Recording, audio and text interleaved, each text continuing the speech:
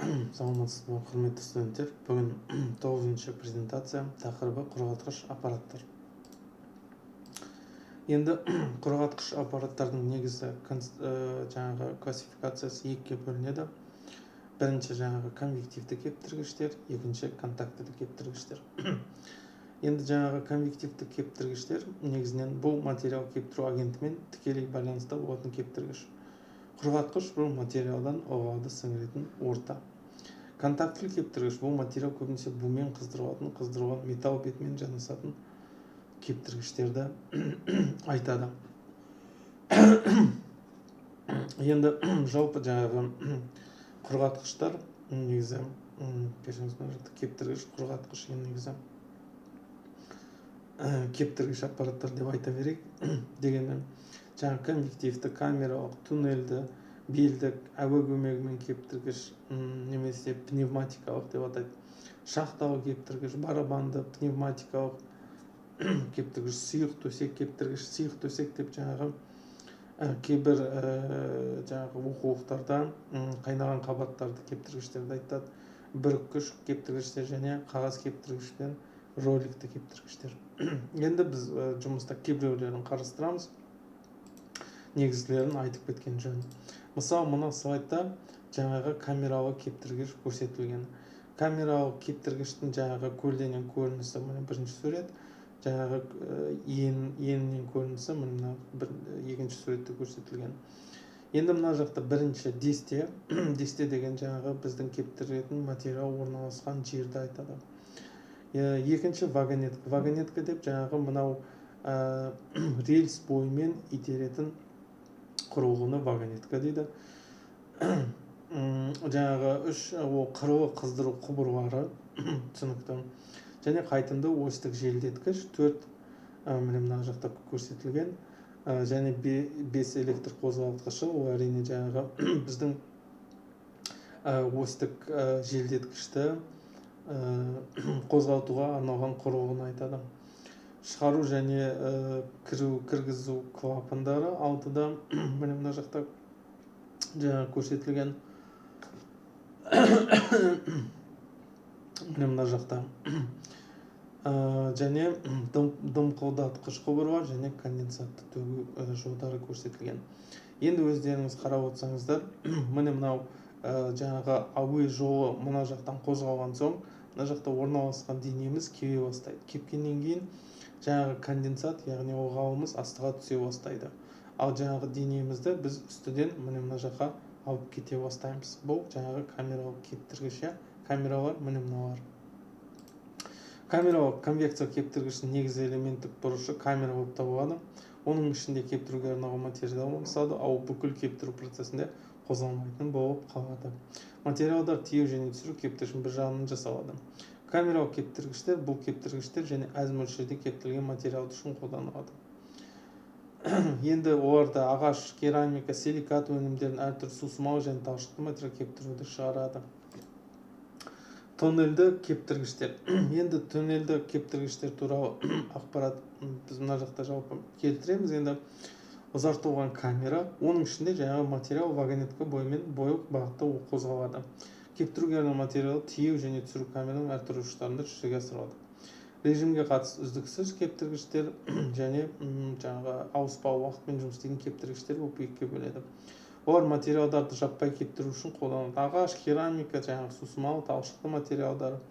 Туннельді кептіргіштер камерасының ұзындығы 60-қа, ені 2 метрге дейін жетеді. Материал мен қабырғалар төбесінің арасындағы қашықтық 78 сантиметрден аспайды. Ал арбалар жаңағы миллиметрден арбалар арасында қашықтық 75 миллиметрден аспайды. Мына жақта белдікті кептіргіш жаңағы көрсетілген. Мына көлденең көрінісі. Мына жақта жаңағы конвейерлік таспа, біріншісі мынау. Одан кейін білікті желдеткіш көрдіңіз бе? Мынау жаңағы қабықты буды ауа қыздырғыштар. Жаңағы бұл жақта біз жаңағы буды қыздырып, оны желдеткіштер арқылы беріп отырамыз. 4 айналдырғыш немесе жаңағы привод деп атайды қазақша, орысша. Жаңағы кернеулі тісті доңғалақ 5, ол негізі жаңағы мынау біздің конвейерлік немесе белдігімізді қозғалтатын құрылғыға жатады. 6 редуктор және 7 конденсатты төгу жолы көрсетілген. Міне конденсатымыз мынаның астына жиналады. Енді мынау ауа көмегімен құрғатқыш, негізі оның жұмыс қағидасы қарапайым. Мынау жаңағы жуу алмастырғыштың кептіргіштік беттің үстінен біз қағазды жабамыз. Одан кейін мына тесіктер арқылы, мына жақта көрсетілген, жаңағы ауамыз бізге қарай шығады, мына суретке қарайтын болсақ, немесе былай шығады, жоғарға. Сонда ауамыз, қызған ауамыз жоғарға шығады. Енді мына бір оқшаулағыш, 2 қағаз, мына беті, 3-ші үрленген қораптар дейді. Ол жаңағы мына тесіктер, 4 айналмалы біліктер, жаңағы ол біздің материалымызды жаңағы қозғалтатын қондырғы. Енді мынау шахталы кептіргіш, өздеріңіз суретке қарап отырсаңыздар, егер жаңағы біздің денемізді астыға түсіріп, ал мысалы жылытатын ауаны, ыстық ауаны немесе кезген газдарды үстіге көтеретін болсақ, онда мына жақта жуу алмасу процесі өткеннен кейін мына біздің денеміз құрғайды. Құрған соң оның жаңағы құрғақтық дәрежесі өсе бастайды.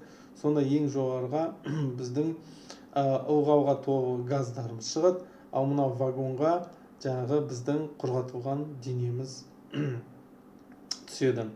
Енді мынау 1 дегеніміз материалды жеткізуге арналған лифт, яғни материалды осы жерге салады, одан кейін жоғарыға көтеріледі, одан кейін мына астыға түсіріледі. Жүктеу фидері дегеніміз сол жаңағы материалды жүктеуге арналған қондырғы. Енді мына конустар, қарап отырсаңыздар, әртүрлі жаңағы формалы. 4 тарату құрылғылары,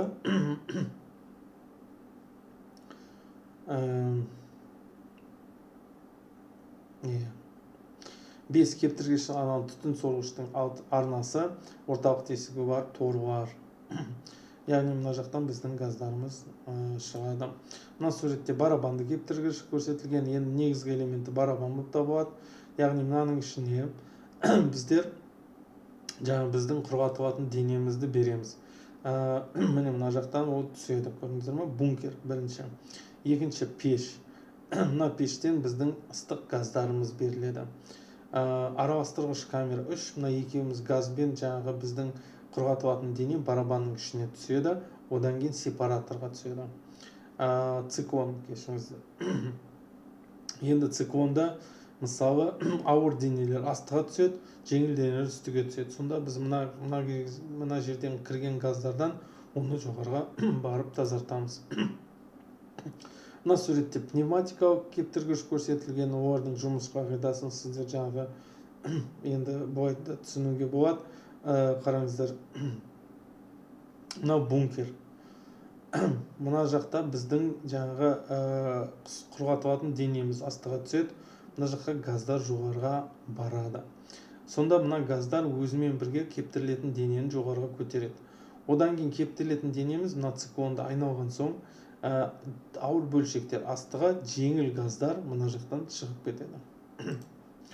Мына сұйық қабатты кептіргіш, негізі сұйық қабат туралы бізде айтып кеттік.